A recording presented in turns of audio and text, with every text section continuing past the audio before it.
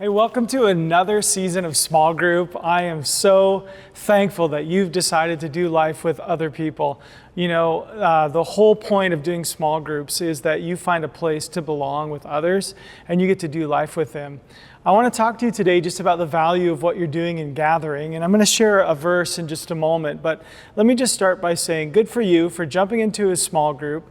And I also want to say that this is a really incredible space for you to grow and to learn and to develop. I think there's a lot of input that can be brought to your life, a lot of application that you can work out together in your small group. From a biblical perspective, it's an opportunity to grow. But one of the main objectives for you being in a small group is that you're able to identify where you're at and take another step. And so when we read the scripture, we find Paul's encouragement to the church in Corinth, which really, in many ways, was a small group. It was a small gathering of people in a large city in someone's home. And that's very similar to where you find yourself today. And so in verse 26 of chapter 14, Paul gives an encouragement about how they are to interact in their small group. And it says, "What shall we say, brothers?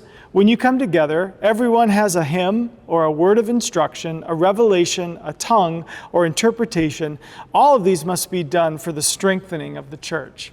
Now, I share that simple verse with you just to say that Paul gives an encouragement to those who are a part of this church that their participation is such a benefit, it's such a blessing, it actually strengthens the gathering.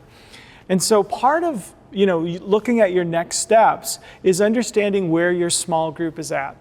Is your small group a group that's been meeting for years? Well, then what does the next step for that group look like?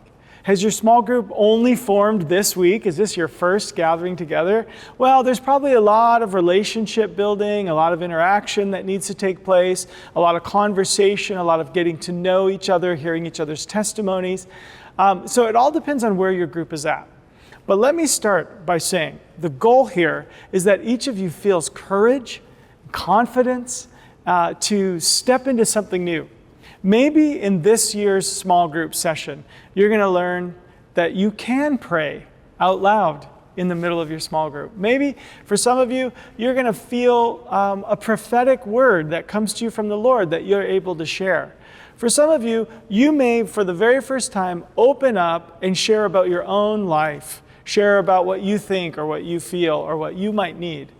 Some of you are going to receive prayer. Maybe for the first time, someone's going to put a hand on your shoulder and pray meaningfully for what is concerning you.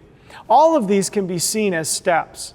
And when your group is just forming, many times these early steps are so key to confidence, connection, vulnerability that lies for you in the future.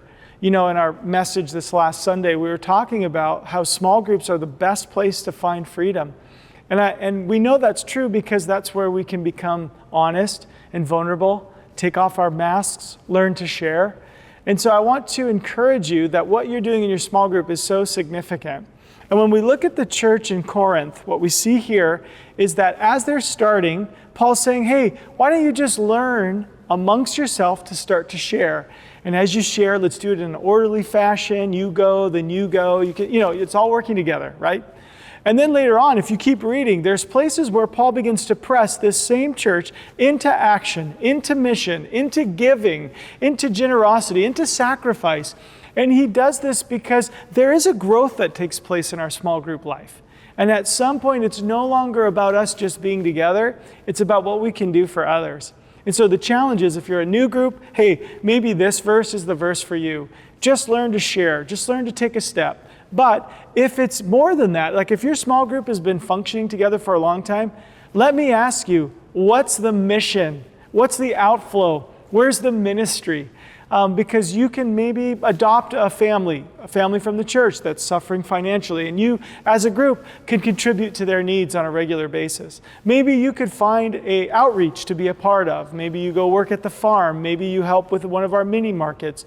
Maybe you find a place in your own neighborhood, the neighborhood where you meet together, just to be a blessing, to say, hey, we meet here every week or every other week, and we just want to do something meaningful. Maybe 1 week a month in your small group, rather than sitting together in a circle, you get up and you go do something good.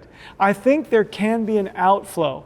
So the big idea here today is every small group has a next step. Every individual in the small group has a step, and the group as a whole has a step. So I want to encourage you, why don't you talk about and set some direction for this year? Okay, Lord, here we are. This is the kind of small group we have. This is how long we've been together. Again, if it's brand new, okay, Lord, help us to foster openness and connection and vulnerability. If you've been meeting a long time together, this is like year number 5 of your small group or whatever. Lord, show us where the outflow is. Show us where the ministry is. Show us how we can be involved in the lives of others.